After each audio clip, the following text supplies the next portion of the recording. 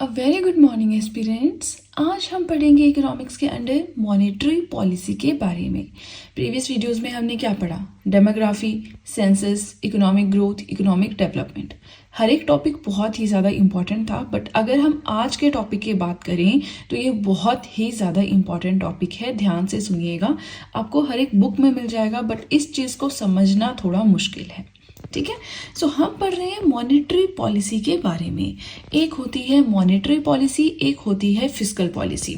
ठीक है, तो अगर आपको हल्का सा डिफरेंस दोनों के बीच में बताऊं, जो मॉनेटरी पॉलिसी है ये आरबीआई की होती है, मतलब सेंट्रल बैंक की होती है, और जो फिस्कल पॉलिसी है ये सरकार, भारत सरकार, किसी भी गवर्नमेंट की पॉलिसी होती है। ठीक है, ज़्यादा हम इनका डिफरेंस नहीं पढ़ेंगे। फिस्कल पॉलिसी को जैसे ये टॉपिक कंप्लीट हो जाएगा मैं पढ़ाऊंगी। पहले मॉनेटरी पॉलिसी का मीनिंग समझ लेते हैं कि क्या है। हेयर अगर हम दोनों वर्ड्स को तोड़ दें और एक एक वर्ड का मीनिंग समझें, सो मॉनेटरी का मतलब होता है रिलेटिंग टू मनी और करेंसी। किसी भी देश में जो पैसा फ्लो कर रहा है, जो वहाँ की करेंसी है, उससे जो रिलेटेड चीज़ है उसे आप कहते हैं मॉनेटरी। पॉलिसी क्या होता है? टू ब्रिंग चेंज, कोई नई स्कीम बनाना जिससे कि सोसाइटी में चेंज लाया जा सके, उसे हम कहते हैं पॉलिसी। तो ऑल टुगेदर मॉनेटरी पॉलिसी का मतलब क्या होता है? Change in the supply of money in the economy. किसी भी कंट्री की जो अर्थव्यवस्था है, वहाँ पे जो मनी की सप्लाई है मार्केट में, उसे चेंज करना। मनी की सप्लाई चेंज करना मतलब फॉर एग्जांपल इकोनॉमी है, जैसे इंडियन इकोनॉमी है। अगर लोगों के पास बहुत पैसा हो गया है, लोगों के पास लोग बहुत अमीर हो गए हैं, मनी सप्लाई बहुत हो गई, ठीक है, सप्लाई ऑफ मनी किसे कहते हैं हम? अगर लोगों के पास बहुत ज़्यादा पैसा हो गया है, लोग बहुत अर्न कर रहे हैं, लोग बहुत अमीर हो गए हैं, तो हम कहते हैं कि मनी सप्लाई मार्केट में ज़्यादा हो गई है। लेकिन अगर लोग अर्न नहीं कर पा रहे हैं, डिफ़िकल्टी आ रही है जॉब लेने में, डिफ़िकल्टी आ रही है अपने डेली नीड्स के खर्चे चलाने में, तो उस केस में हम कहते हैं कि जो मनी की सप्लाई है मार्केट में वो रिड्यूस हो गई है। ठीक है, तो अब मॉनेटरी पॉलिसी के अंडर करते क्या है? अगर किसी भी इकोनॉमी में मनी सप्लाई इंक्रीज हो गई है, मैंने बताया ना कि अगर पैसा बहुत ज़्यादा हो गया है लोगों के पास, तो इन्फ्लेशन के थ्रू उस मनी को कंट्रोल करते हैं। इन्फ्लेशन क्या होता है? महंगाई, यानी कि हर एक चीज़ को महंगा कर देंगे, जिससे कि अब जो अमीर लोग हो गए हैं, जिनके पास बहुत ज़्यादा पैसा हो गया है, जैसे वो कोई चीज़ लेंगे तो उनकी 100 की जगह 120 रुपये जाएंगे। जो हर एक चीज़ जो है थोड़ी थोड़ी बढ़ा देंगे। इससे क्या होगा? जो पैसा है वो वापस आने लगेगा आरबीआई के पास, ठीक है, और जो मनी सप्लाई है मार्केट में वो थोड़ा कम हो जाएगा। ठीक है, लेकिन अगर इकोनॉमी में मनी सप्लाई डिक्रीज हो गई है, मतलब लोग बहुत ज़्यादा गरीब हो गए हैं, जॉब्स नहीं मिल रही है, डेली नीड्स के खर्चे करने में मुश्किल हो गई है। देखिए, अगर गरीबी हो गई होगी तो दुकानों से बहुत ही ज़रूरत का सामान लोग लेकर जाएंगे, है ना, फालतू नहीं। अगर अमीर हैं तो सोचेंगे चलो ये भी खा लेते हैं, अगर डेली नीड्स की दुकान में गए हैं ये भी खा लेते हैं, ये भी ले लेते हैं। ये फ़र्क होता है ना, जब हमारे पास मंथ की स्टार्टिंग होती है तो हम सब कुछ ऑनलाइन ऑर्डर कर लेते हैं। अगर मैं अपनी बात करूँ, जब एक टाइम पे शॉर्टेज आ जाती है तो फिर हम अपने खर्चे, अपना खाना भी थोड़ा रिड्यूस कर देते हैं, फ्रूट्स रिड्यूस कर देते हैं, है ना। तो ये थोड़ा सा कंसेप्ट है, ह्यूमन कंसेप्ट है, पैसा हो तो खर्चा जाता है ना। अब अगर इकोनॉमी में मनी सप्लाई डिक्रीज हो गई है, then central bank will inject money in the economy. तो सेंट्रल बैंक, जो कि आरबीआई है इंडिया के केस में, ये क्या करेगा? मनी को इंजेक्ट करेगा इकोनॉमी में, मतलब पैसा देगा लोगों के पास। पर कैसे? थोड़ी जाके वो हर किसी के पास जत्थियां पकड़ाएगा पैसों को कि लो, नहीं। कैसे करेगा वो हम पढ़ेंगे धीरे धीरे। फिलहाल आपको कंसेप्ट समझ में आ गया, ठीक है, कि अगर मनी सप्लाई बढ़ गई है तो कैसे कंट्रोल करेंगे, अगर घट गई है तो कैसे कंट्रोल करेंगे। ठीक है ना। अब हमारा ये बेसिक हो गया कंप्लीट। अब थोड़ा सा मॉनेटरी पॉलिसी की डेफिनेशन देख लेते हैं कि ये क्या होता है। हमने पढ़ लिया that this is the change in the supply of money in the economy, ठीक है, थोड़ा और डिटेल में देखते हैं। So it is a set of guidelines laid out by the RBI to control the aggregate supply of money available to the banks, consumers, etc. ये कुछ rules होते हैं, कुछ टूल्स होते हैं। किसकी बात कर रही हूँ? मॉनेटरी पॉलिसी की बात कर रही हूँ। ये कुछ टूल्स होते हैं, कुछ रूल्स होते हैं, कुछ गाइडलाइंस होती हैं, जो कि आरबीआई यानी कि जो सेंट्रल बैंक होता है किसी भी कंट्री का, उसके द्वारा इशू किए जाते हैं। ठीक है, ये भारत सरकार के द्वारा इशू नहीं की जाती है मॉनेटरी पॉलिसी। इस चीज़ को आप समझ लें। जो आरबीआई है हमारा, जो सेंट्रल बैंक है, उसके द्वारा इशू की जाती है मॉनेटरी पॉलिसी। ठीक है, ये गाइडलाइंस का एक सेट होता है जो आरबीआई इशू करता है, जिसके थ्रू वो मनी सप्लाई जो मार्केट में है उसको कंट्रोल करता है। जो मनी सप्लाई कहाँ पे, जो बैंक्स के पास है, जो कंज्यूमर्स के पास है, उसे कंट्रोल करता है।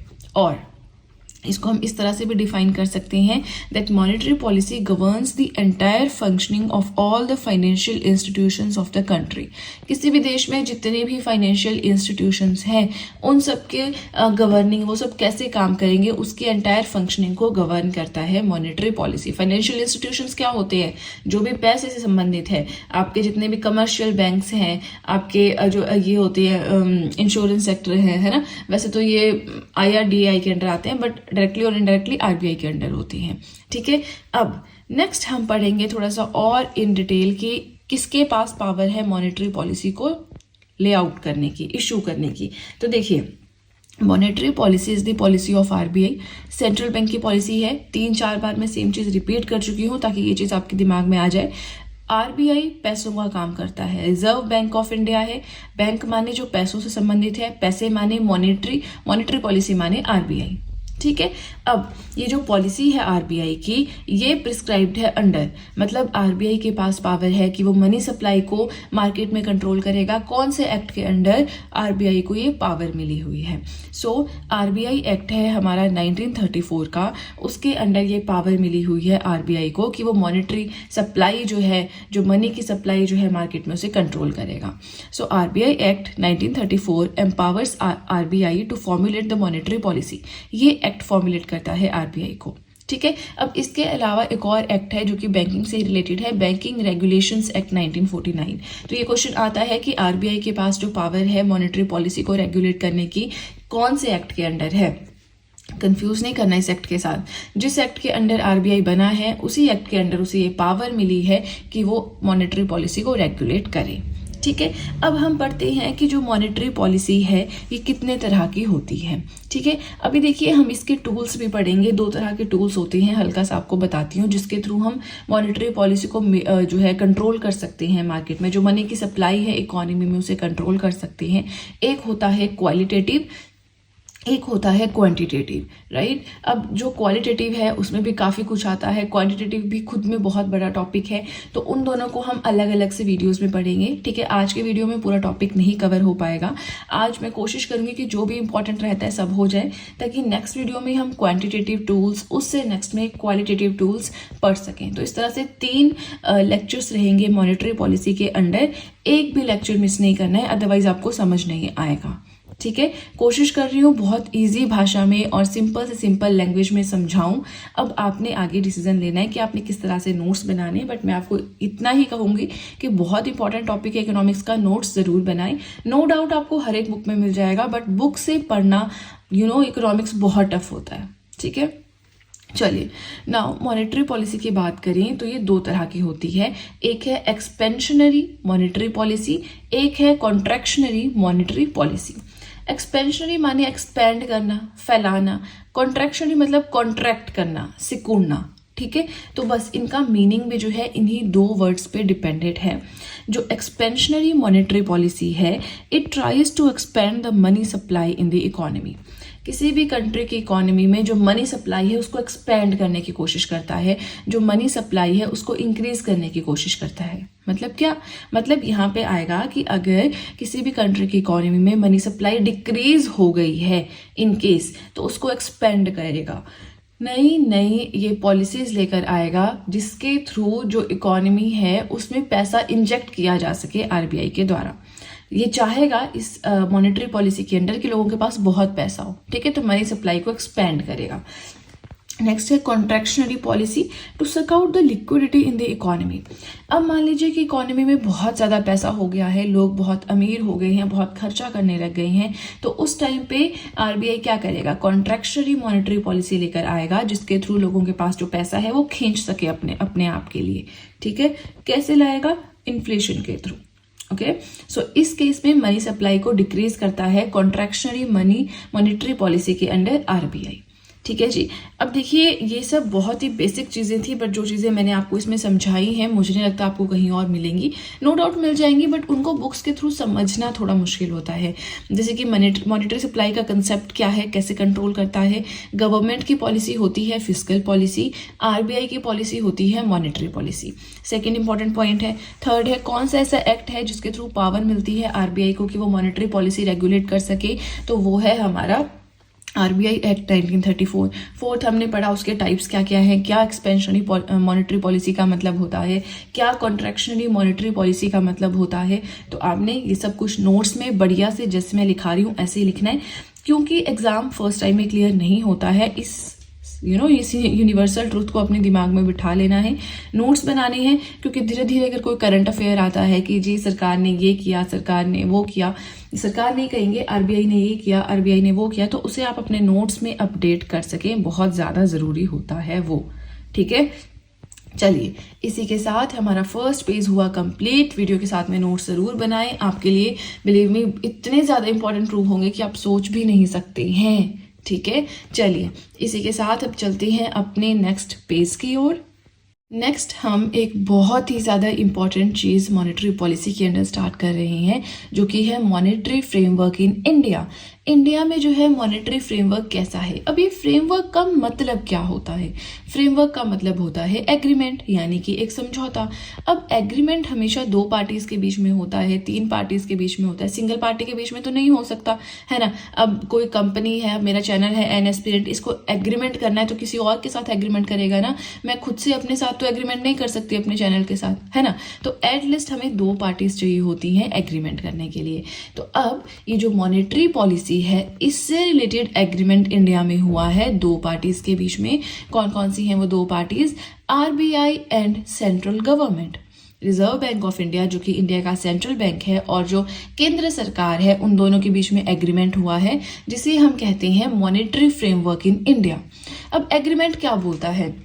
एग्रीमेंट बोलता है कि आरबीआई जो मर्जी मॉनेटरी पॉलिसी लाए, लेकिन लेकिन लेकिन लेकिन उसे दो चीज़ों पे खास फोकस रखना है, price stability and maintain growth. ऐसा नहीं कि एक पे फोकस कर रहा है, दूसरा स्टेप आपका डगमगा रहा है, ऐसा नहीं होना चाहिए। ठीक है, दोनों पे इक्वल फोकस रखना है। प्राइस स्टेबिलिटी की बात करें तो मार्केट में जो मनी सप्लाई है वो बैलेंस्ड रहनी चाहिए। ठीक है, अगर मार्केट में ऐसा हो रहा है कि मनी सप्लाई बहुत ज़्यादा इंक्रीज हो गई है तो इन्फ्लेशन के थ्रू कंट्रोल करना प्राइसेस को, ठीक है। लेकिन अगर मनी सप्लाई बहुत डिक्रीज हो गई है तो नई नई पॉलिसीज के थ्रू इंजेक्ट करना पैसा इकोनॉमी में। इसका मतलब क्या है हम आगे समझेंगे, फिलहाल आप इतना समझिए कि प्राइस स्टेबिलिटी बना के रखना, जो प्राइसेस हैं उनको मेंटेन करना, ना तो बहुत बढ़ जाए ना तो बहुत घट जाए। ठीक है, अब प्राइस को मेंटेन करते टाइम ऐसा नहीं कि आप ग्रोथ को भूल जाओ, ग्रोथ पे भी आपको खास फोकस रखना है। ठीक है, तो ये दो एरियाज हैं जो है एग्रीमेंट जिसके ऊपर साइन हुआ है आरबीआई और सेंट्रल गवर्नमेंट के बीच में, बहुत इंपॉर्टेंट है इसलिए हाईलाइट किए। ठीक है, नाउ नेक्स्ट पॉइंट आता है to maintain price stability while still pursuing the goal of growth. वही है, प्राइस स्टेबिलिटी को मेंटेन करके रखना, लेकिन साथ में ग्रोथ चलती रहनी चाहिए, मेंटेन रहनी चाहिए। Now to maintain the above two, अब इन दोनों को मेंटेन रखने के लिए आरबीआई जो है कुछ इंस्ट्रूमेंट्स को यूज करता है। प्राइस स्टेबिलिटी रखनी है, ग्रोथ मेंटेन करनी है, तो कुछ इंस्ट्रूमेंट्स को यूज करता है। अब हमें आगे पढ़ना है instruments of monetary policy. I know video lengthy हो गया है, आप नहीं पढ़ पाते हैं मेरे स्टूडेंट्स इतना लेंथी वीडियो से, बट ये इंपॉर्टेंट है। देखिए ऑलरेडी 3 पार्ट्स में मॉनेटरी पॉलिसी में पढ़ा रही हूँ, अगर मैं इससे भी ज़्यादा शॉर्ट करूँगी या तोड़ तोड़ के और शॉर्ट कर दूंगी तो 5-6 टॉपिक्स में क्या हम मॉनेटरी पॉलिसी पढ़ते रहेंगे? क्या आपका पेस वही रहेगा? क्या मेरा पेस पढ़ाने का वही रहेगा? नहीं, है ना। तो आज हम इसके इंस्ट्रूमेंट समझेंगे कि क्वांटिटेटिव टूल्स के थ्रू हम कैसे कंट्रोल कर सकते हैं, क्वालिटेटिव टूल्स के थ्रू हम कैसे कंट्रोल कर सकते हैं, क्या क्या इन दोनों के अंडर आते हैं, टूल्स कौन कौन से हैं, फिर उनके बारे में स्टडी हम नेक्स्ट वीडियोस में करेंगे। ठीक है, थोड़ा सा कंटेंट बचता है, थोड़ा सा पेशेंस जरूर बना के रखें। फाइन, हम क्या पढ़ रहे हैं? हम पढ़ रहे हैं इंस्ट्रूमेंट्स ऑफ मॉनेटरी पॉलिसी, यानी कि 2 टारगेट्स हैं अब आरबीआई के पास, price stability and to maintain growth. इन दोनों को मेंटेन रखने के लिए अब वो कुछ इंस्ट्रूमेंट्स को फॉलो करता है, ठीक है। अब इंस्ट्रूमेंट्स को थोड़ा सा डिफाइन करें। So these are the tools use to control Indian economic goals. Indian economy के जो गोल्स हैं उनको कंट्रोल करने के लिए कुछ टूल्स जो हैं उन्हें हम इंस्ट्रूमेंट्स कहते हैं मॉनेटरी पॉलिसी के। मैंने आपको पहले ही बताया था 2 तरह के होते हैं, एक होते हैं क्वांटिटेटिव टूल्स, एक होते हैं क्वालिटेटिव टूल्स। नाम से पता लग रहा है क्वालिटेटिव टूल्स क्वालिटी पे ज़्यादा फोकस करेंगे, क्वांटिटेटिव टूल्स क्वांटिटी पे ज़्यादा फोकस करेंगे, ठीक है। नाउ फोकस जो होता है क्वांटिटेटिव टूल्स में ये होता है on the quantity of money plus quantity of the money supply plus volume. अब देखिए जो मनी सप्लाई है मार्केट में, कितना पैसा है लोगों के पास, ठीक है, कितना वॉल्यूम, कितना अमाउंट ऑफ मनी है, उसके साथ डील करती हैं हमारे क्वांटिटेटिव टूल्स। क्वांटिटेटिव मतलब क्वांटिटी, क्वांटिटी मतलब नंबर्स, नंबर्स मतलब वॉल्यूम, वॉल्यूम मतलब पैसा, ठीक है। तो अब इसके अंदर हमें, ये तो मैं आपको पहले ही बता चुकी हूँ, नेक्स्ट वीडियो में इसको मैं इन डिटेल पढ़ाऊंगी। तो इसके अंदर हमें क्या क्या पढ़ना है, लिक्विडिटी एडजस्टमेंट फैसिलिटी, लिक्विडिटी को कैसे कंट्रोल कर सकती हैं, एडजस्ट कर सकते हैं, repo rate, reverse repo rate, फिर आता है बैंक रेट, ये भी हम पढ़ेंगे, cash reserve ratio, statutory liquidity ratio, marginal standing facility and open market operations. ये सारे वो टॉपिक्स हैं जो हम पढ़ेंगे under what, under quantitative tools of monetary policy. Next video में हमारा यही टारगेट है, ठीक है। अब जो सेकेंड इंस्ट्रूमेंट आता है अंडर मॉनेटरी पॉलिसी वो है क्वालिटेटिव टूल्स, ठीक है। ये फोकस करता है more on the quality of money supply, कि लोगों के पास पैसा है तो क्या क्वालिटी है, क्या वो क्वालिटेटिव वे में उसे यूज कर रहे हैं, तो क्वालिटी की स्टडी होती है हमारे क्वालिटेटिव टूल्स के अंडर।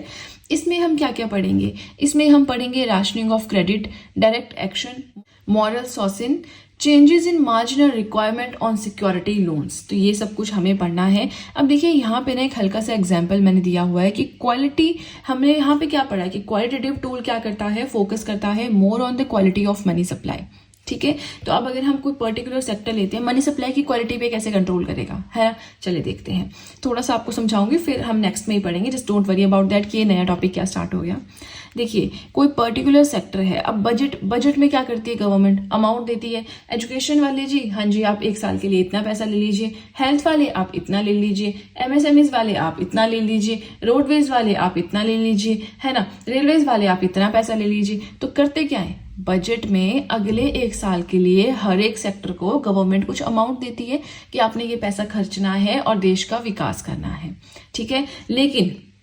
लेकिन क्वालिटेटिव टूल का मतलब क्या है कि जिस टाइम पे हर एक सेक्टर को पैसा एलोकेट हो रहा है, डिसाइड किया जा रहा है कि हर एक सेक्टर को कितना अमाउंट दिया जाएगा, तो वो हम उस टाइम पे क्या कर रहे हैं, हम क्वालिटी चेक करें। अरे एजुकेशन के लिए हम 3 गुना पैसा देंगे, लेकिन रोडवेज के लिए हम 2 गुना ही पैसा देंगे, है ना।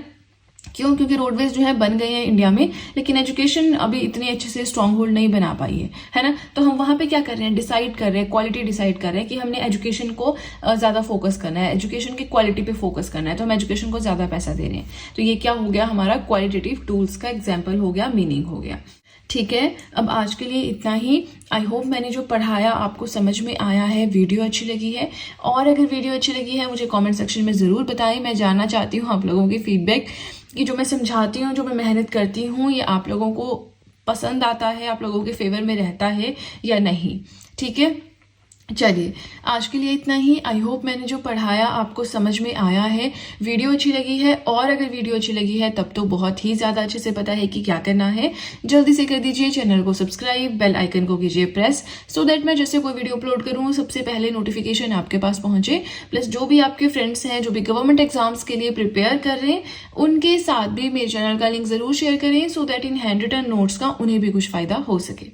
तो चलिए फ्रेंड्स, आज के लिए इतना ही। अब हम मिलेंगे नेक्स्ट वीडियो में। So that's it and see you soon.